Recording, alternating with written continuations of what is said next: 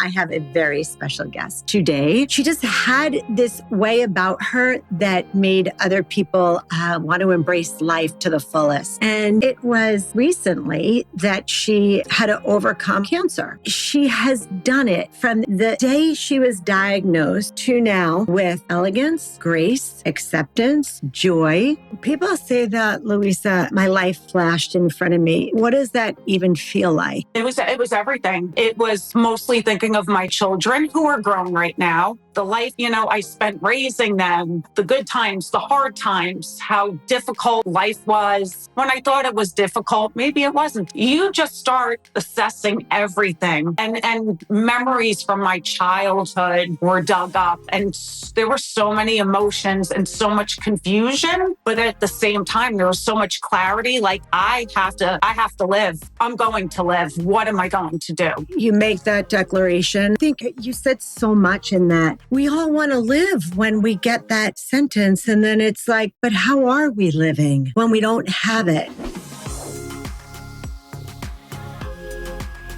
Hi, everybody, and welcome back. I'm Lisa D. Murphy, and I have a very special guest today, my girlfriend, Louisa. Louisa and I know each other for decades. Yes, we are that old. We know each other for decades. And Louisa was that person that would jump in really when I was like at the height of my career. You know, the height. I don't even know what that means. But if I needed hair and makeup done, she was like, I'll do it for you. I'll do it for you. And then my girls, as they started to get older, would say, Mom, when is Louisa coming over? Can Louisa come and cut my hair? And we developed a friendship. And over the years and all the times, Louisa, I mean, it was Woman of the Year or all the accolades and all the stuff that I got. There was Louisa behind the scenes doing my hair and makeup.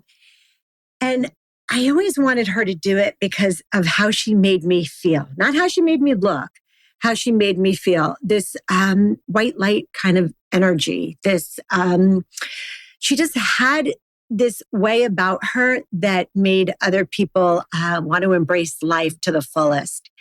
And it was recently that she had to overcome, I'm going to say, one of the hardest things that probably anybody will ever hear.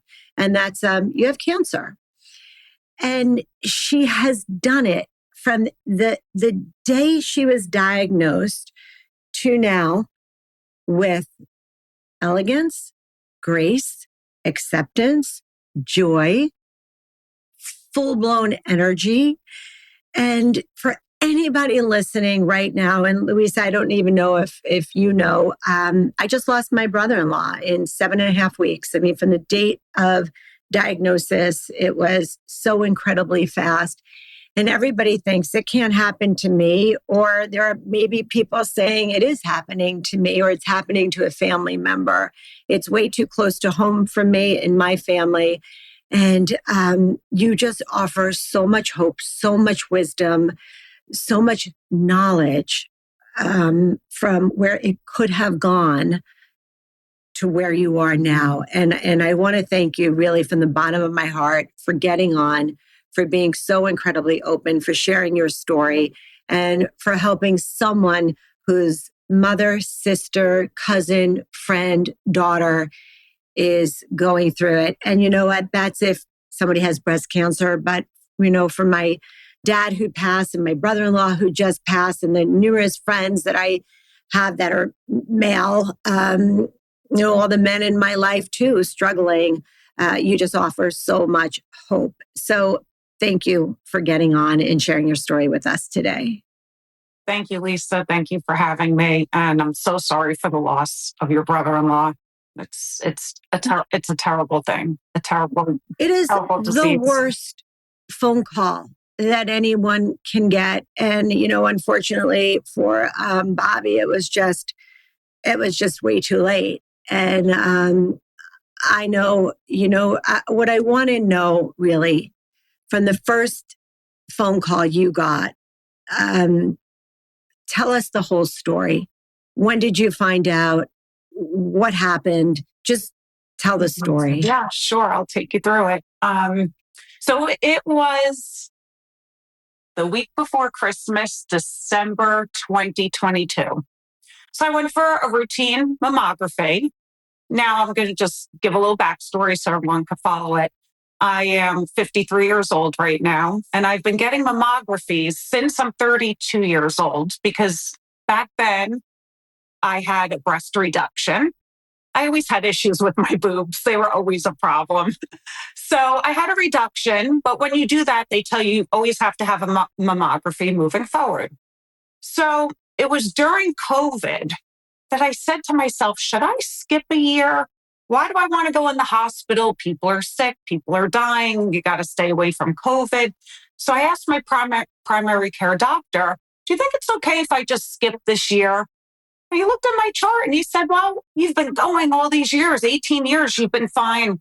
Yeah, you could skip. So I skipped that 1 year, 2021.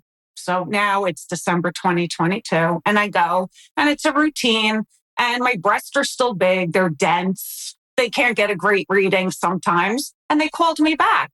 So I said, okay, this is the usual. They didn't get the proper reading. They have to recheck me. So when I was there, something was off, and they did the mammography again, and they said, we have to keep you here. We have to do a biopsy. My brain kind of said, oh my God, what's going on? So before you know it, a quick, half hour stop, hour in the hospital, I'm there for hours, and I am in this room and they're pulling out 12-inch needles ready to do these biopsies. And I'm sitting there on the table and I'm just breathing. I'm taking deep yoga breaths. And the nurse says to me, do you do yoga? I said, I do. And I just had to stay calm. Half hour later, the radiologist comes in and she looks at me and she says, you have cancer. It's probably breast cancer. I had a spread to the lymph nodes. So they found it in the lymph nodes and they said, we'll call you in a few days. So those few days were literally 2 days before Christmas. I got the phone call. It was confirmation. Yes, you have breast cancer. You need to come in. We need to get the whole process going. You're stage 2, which initially was misdiagnosed. I was stage 3. And, I just saw my whole life flash in front of me. Like, oh my God, I could die. That's all I kept thinking of. I could die. What am I going to do? It was frightening. People say that, Louisa, my life flashed in front of me. Like, what does that even feel like? It was everything. I mean, it was mostly thinking of my children who are grown right now. The life, I spent raising them, and the good times, the hard times, how difficult life was.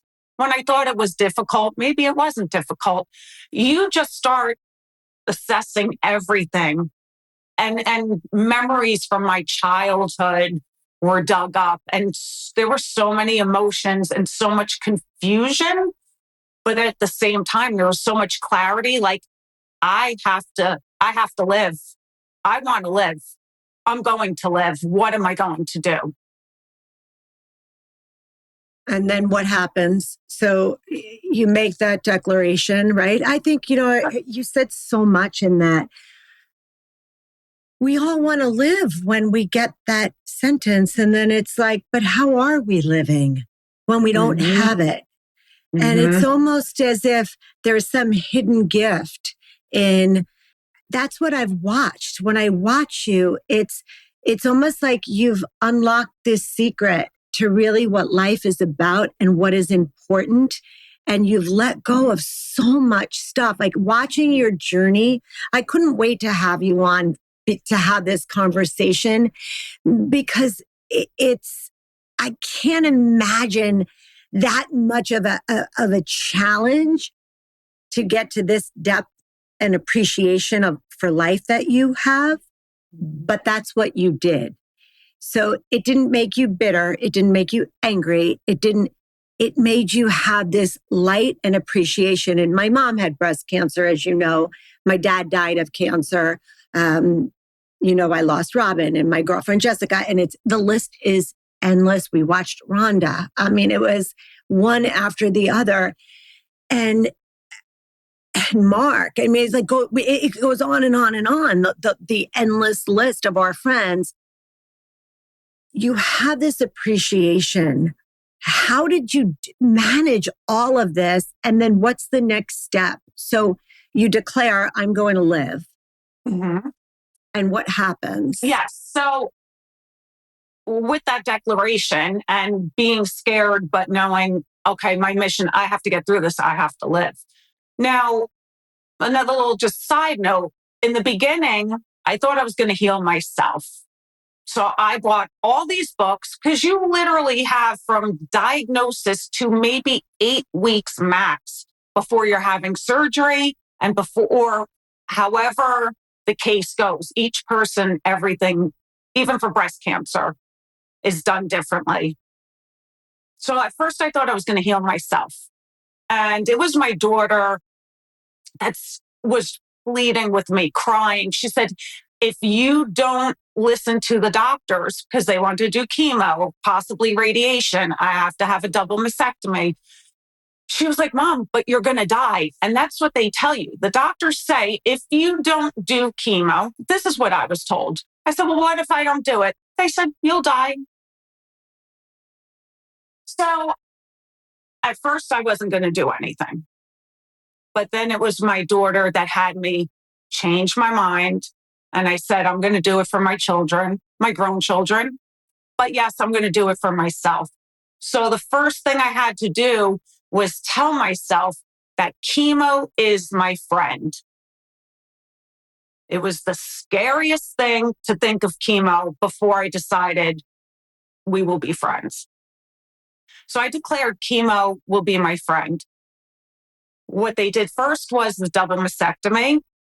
And then based on your onco numbers and whatnot, then they say if you have to do the chemotherapy. And I had to do it. So I decided to do that. And then I had the radiation. I've had a lot done already. But with the attitude, going back to chemo is your friend, I walked into Sloan Kettering every other Monday. I had, I think, 8 rounds. I wore a full face of makeup. I wore hot pink sneakers to represent breast cancer. I walked in with a smile. I'm always cheerful and smiley. It's saying hi to everyone. And I just embraced it. And I want to say no side effects. I had the hardest chemo doses. It was the craziest thing. What did you attribute that to? Not having any side effects from chemo, because we know how awful the side effects from chemo. Well, I think I'm a rare exception. I do believe it was the mindset. I do believe I'm strong and healthy to begin with. I'm an avid hiker. I was always hiking. And every Monday after chemo, I would go hiking. I drove myself to chemo by myself. They say you shouldn't do that.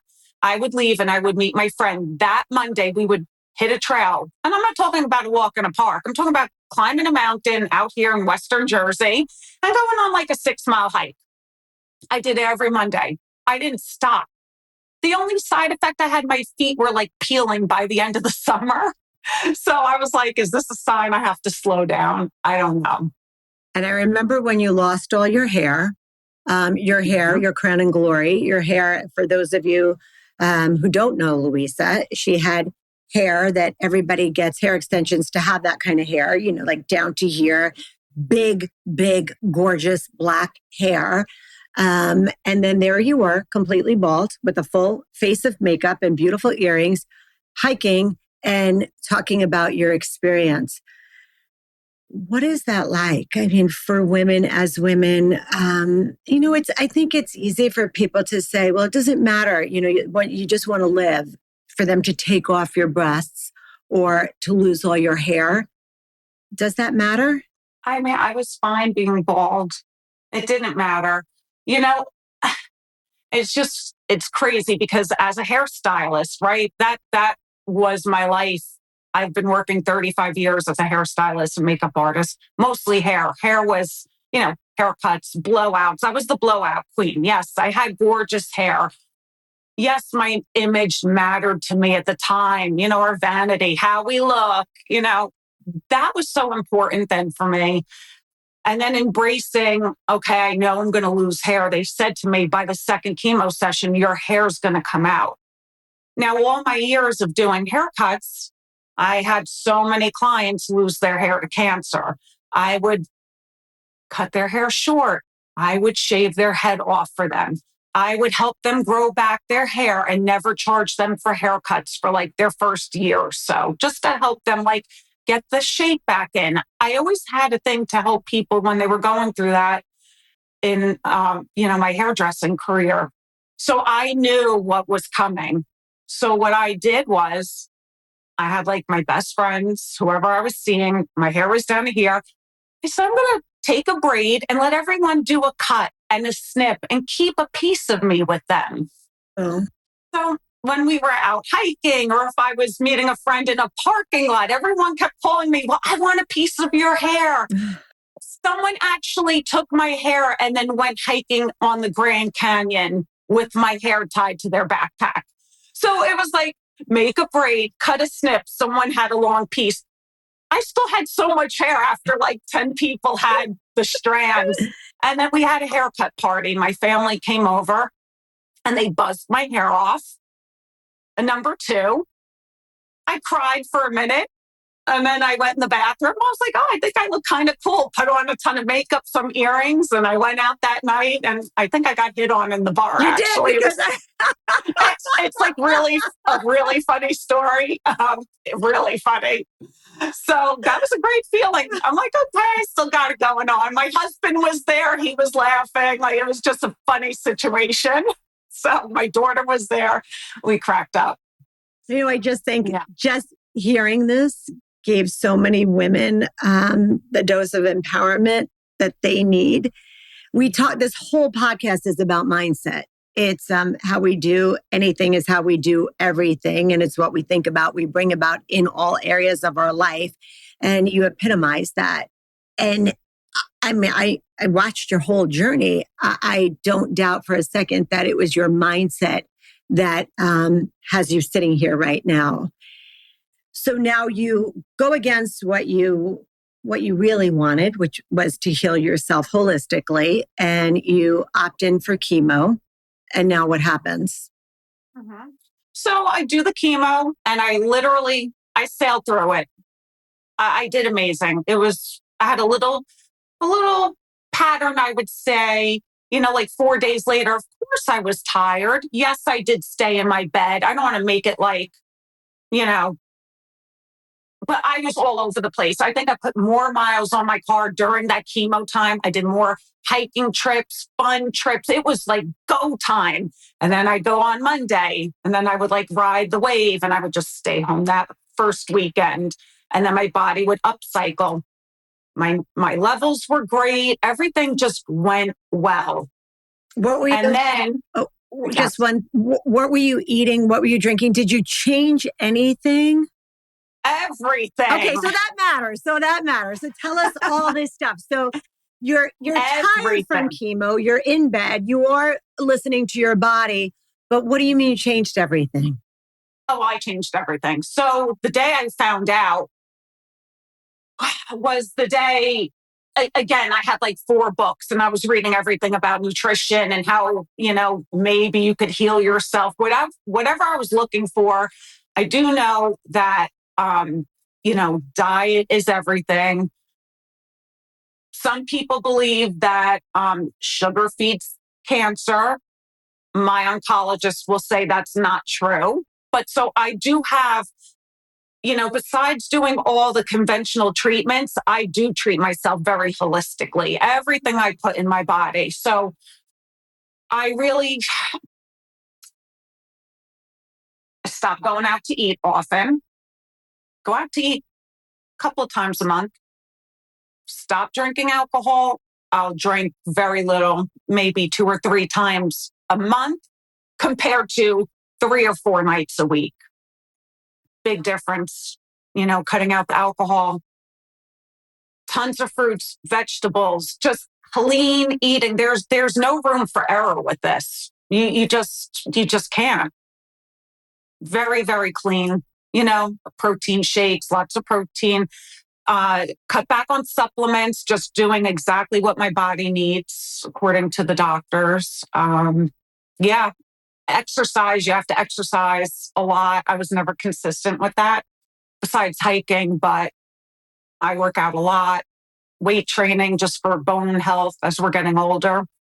And I'm also on a drug for right now 5 years. It could possibly 10 years because I'm taking an estrogen blocker. Okay. So, and I interrupted you because I wanted to know about nutrition. I wanted to know if anything else had changed in your life. Okay. So now you're going through chemo. Your life as you know it, because I know you were always posting about restaurants. You were always eating out. You guys were always drinking fabulous cocktails and drinks and wine. So all of that changes. All of it. And now what's happening? Well, life is simpler right now, but it's just so much more meaningful. I've dined in the best restaurants, had the best wine, all that stuff. I'm grateful. I've had nice experiences. I've been to many nice places, but I also realize that none of that matters, right? So I might be home eating quinoa and I'm making all these things. And in fact, it was really funny. I texted, I'm very into discovering like vegan desserts. I love sweets. That was the hardest thing for me, like cake and, just the food and cannolis and all sorts of things.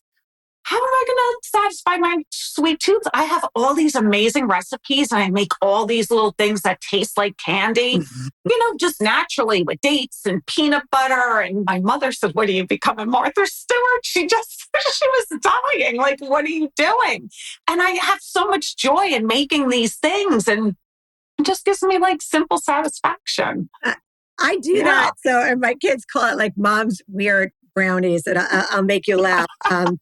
Nick came home and he took a bite of one of my vegan brownies and he said, and I'm not vegan. I am a carnivore, but I made them. And he took a bite and he said, but why? But why? Just move one giant step to the right and you'll see Duncan Hines extra fudgy. Just grab that box. I'm like, it's not happening, dude. It's not going in my body. And I learned so much. I remember when Danielle and Mark went through cancer and they were living with me. It was Hurricane Sandy. And she was like, we're cleaning everything out. And we went through that with my dad with a wheatgrass machine in 1986 and beta carotene and juicing in 1986 when no one did that. And it matters. And he didn't have sugar and we did change his diet. And it was a ton of organic fruits and vegetables. And we scrubbed them with Castile soap and sunshine, lots of sunshine. Put your chair in front of the window if you can't go out and just sit in the sun. And I remember and reading about this. And then the documentaries came out, Heal came out, and all the information that we need to know about is right at our fingertips. But I feel that we all wait until sometimes it's a little bit too late. Yes. And what do you want people to know? I want that answer to that question. Like, what would you want people to know, knowing that tomorrow's promised to no one and we never know what phone call we're going to get. We just don't. I want to answer that. But I want to know, was it just smooth sailing after that? Like, oh, I'm cancer free and I'm all good. And now I can grow out my hair and, have a reconstructive surgery if I choose. And that's it. I'm okay now. I mean, it was smooth sailing for me. It was. My daughter got married after I finished the chemo. They gave me a little break. Then I went into radiation. And, in between this, I'm bopping all over. I'm going on little camping trips. I'm hiking. I'm with my friends. I'm having fun. Every day matters to be with people you love and to have fun. That's it. That's all that matters to me. What am I going to do today? What's fun? So it's never too late. It's not too late. I'm lucky I had the chance and that I'm here. and that I did sail through this. And I'm on currently, I just had my 5th surgery. It's been a lot. I've had massive surgeries. My surgery in February was 10 hours. So, but every time I have surgery, I'm like walking down the street, hunched over, and like I'm walking. In my recovery from my past surgery, I just had, I don't even know, July 8th, I had my 5th surgery. I walked 100, just short of 100 miles in my 6-week recovery period. Like the doctors, like they tell you every time, you can't lift more than 5 pounds. You can't do this. You can't drive for a week. And I'm always like, and he knows me and my plastic surgeon have this relationship. He's just like, I'm like, when can I hike? Because he knows I'm going to go do it. And then he'll bring up a good point and say, well, but if you hike or if you sweat, it might create an infection. All I have to hear is like one thing that, okay, I'm going to listen to you. But I'm also going to challenge him. Mm-hmm. I did 100 miles just walking in my neighborhood. That's before I was even allowed to start exercising and lifting. You know, it's mindset, mindset, mindset. I don't know what else we can say. I mean, and right here, it's mindset is everything. It's how we do anything is how we do everything. And that's what you have completely mastered. And you've always always, no matter what you talked about, this is why my girls love being around you. No matter what you were sharing, no matter how painful any life experience has been, and we've all had them, you share it with a massive dose of optimism. You always had that. It wasn't like all of a sudden you got this diagnosis and the switch turned on and you said, I'm just not going to be a victim. You've never been a victim. You've always chosen empowerment. You've always chosen, what else I remember in my kitchen, what else am I going to do? What else am I, like, that's it. I have to. And then this came and all I'm hearing is just the strength in that mindset and that conviction of, I am going to live this day to the fullest because I don't even know what anybody else has for tomorrow. And did at any point, did you ever say, it's not going to work? Like, I'm tired. I don't feel good. This hurts. I don't want this. It's not fair. Why me? Ever one time? Well, of course I did this. I felt the why me. You did? Right? Well, yeah, why me? And then you think about, well, how did I get this? And that's a whole nother thought or theory. Because, they'll say they can't tell you why you got cancer. But I kind of think I know why I have it. I had it. A lot of, I've lived my life in my 20s, in my 30s, in my 40s, with a lot of stress, carried a lot of stress. I carried the weight on my shoulders, raising my kids by myself, working really hard.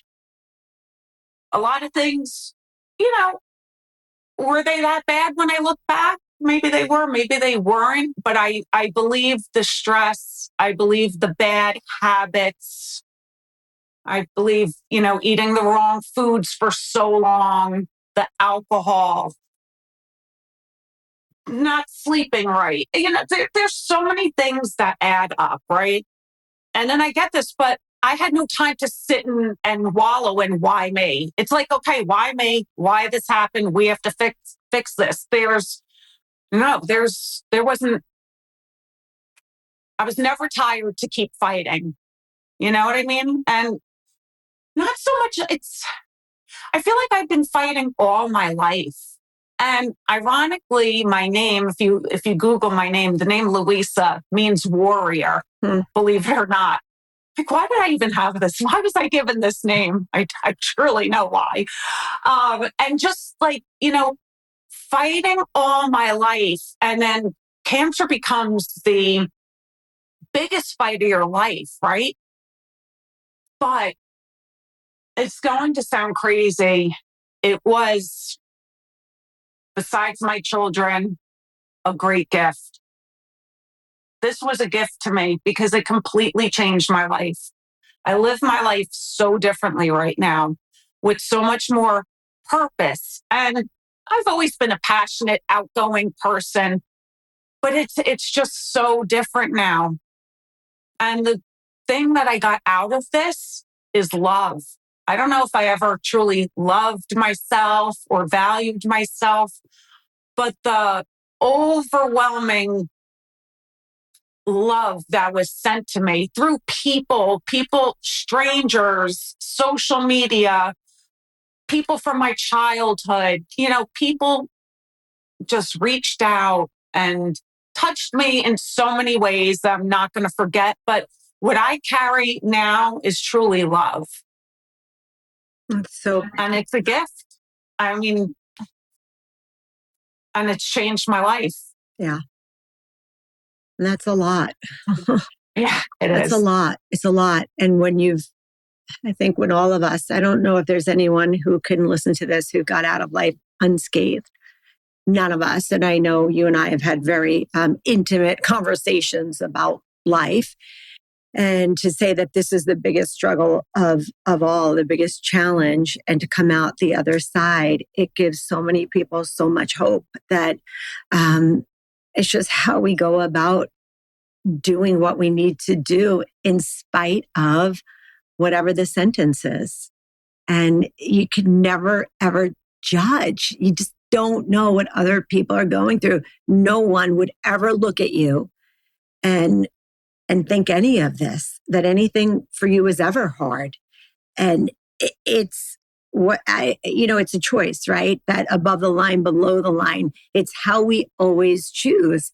And instead of resignation, frustration, anger, resentment, which feeds cancer cells.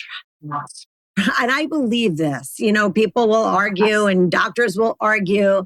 And I remember years ago sitting in a coaching course and talking about our self-talk and saying all that negative stuff, whatever we're saying about ourselves, how it feeds the body one way or the other.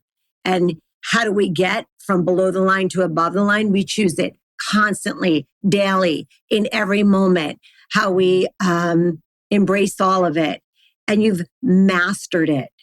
You've mastered it. And in the moments in the day, Louisa, I have seen you make the shift. Like you start to go and you're like, yeah, not doing that, not having that. Like you become aware of it and you shift almost immediately. Mm. What's next for you? What's your big vision? If it's because the world is yours, right? You got it right now. And yes, it's really creating anything you desire. Like what's the perfect day in the life of Louisa? And are you defined by, I had cancer or a survivor? Are you defined by that? Well, technically, I'm almost at, I believe they wait for 5 years to say you're a survivor. They have all these terms with the American Cancer Society, and they want to change the guidelines and move it up even sooner.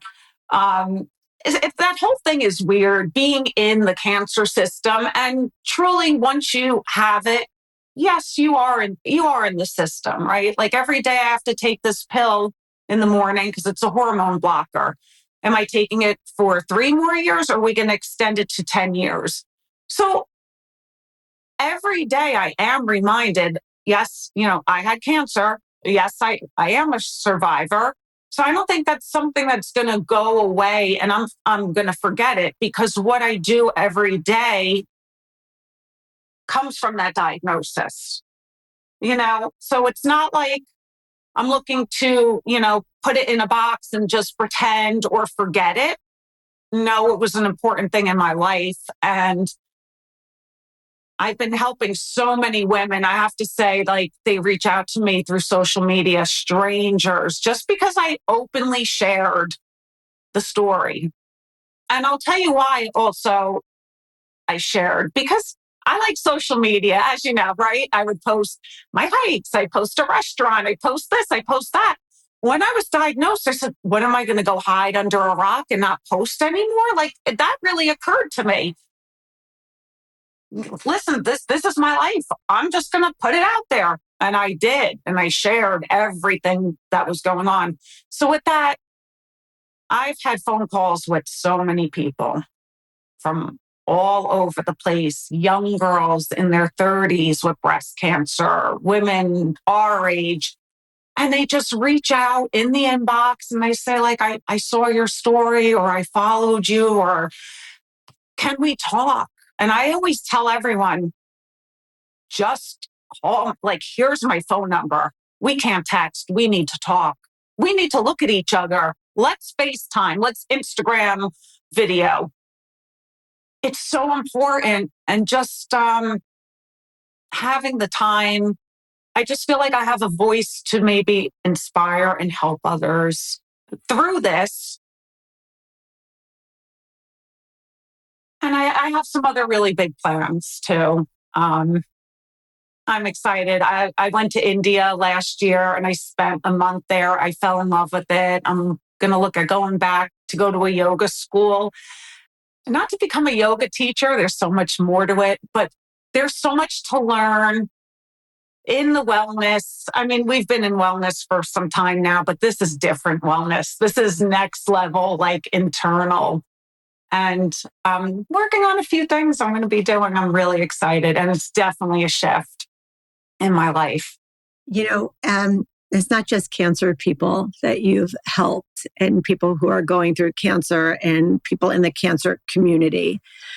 I remember my mom, I remember this conversation so vividly. And she said, I was sitting here feeling sorry for myself. All my friends are dying. She's 92 and she's strong and she lost almost everyone that she socializes with. And she said, and I watched Louisa out there, bald as bald can be, with a face full of makeup on a hike. She just had chemo. And I'm sitting here saying, why am I feeling sorry for myself? There's nothing wrong with me.